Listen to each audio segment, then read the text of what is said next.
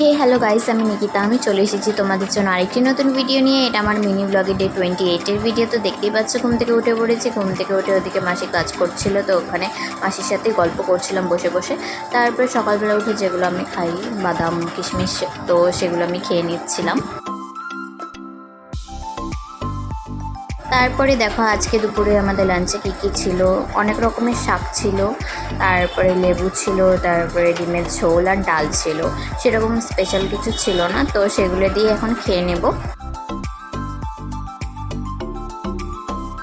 দেন খাওয়া দাওয়ার পরে বর দেখো বেরিয়ে পড়লো, একটা কাজ ছিল ওর, তো ও সেখানেই যাচ্ছে। তারপরে আমি স্নান দান করে এখানে শুয়ে শুয়ে বোর হচ্ছিলাম। ও আসতে একটু লেট হয়েছিল। তারপরে ও আসার পর আমাকে বললো যে একটু গ্লুকন্ডি বানিয়ে দিতে, তো গ্লুকন্ডি দিয়ে জল গুলিয়ে দিচ্ছিলাম, কারণ বাইরে প্রচণ্ড রোদ, প্রচণ্ড গরম ছিল। এসে ওই গ্লুকন্ডি খেলো। তারপরে সন্ধ্যাবেলার দিকে দেখো রেডি হয়ে পড়েছি, যাবো একটু বাজারে মাছ বাজার করতে, আমি আর বর মিলে। তো দেখো আমরা বেরিয়েও পড়েছি।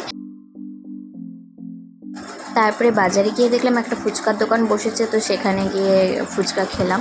কারণ অনেকদিন ধরে ফুচকা খাই না, ফুচকা দেখে ফুচকা খেতে মন চাইলো।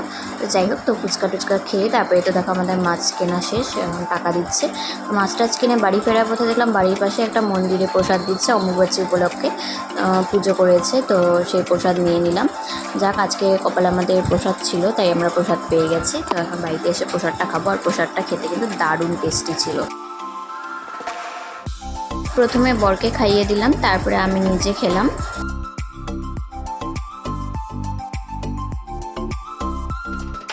তারপরে প্রসাদ খেয়ে টেয়ে রাতের বেলা ডিনারে দেখো আজকে বেশি কিছু ছিল না, ডালিয়ার খিচুড়ি আর পাঁপড় ছিল, তো সেগুলো খেয়ে দিয়ে তারপরে তারপরে ফ্রেশ ট্রেশ হয়ে ঘুমিয়ে পড়েছিলাম।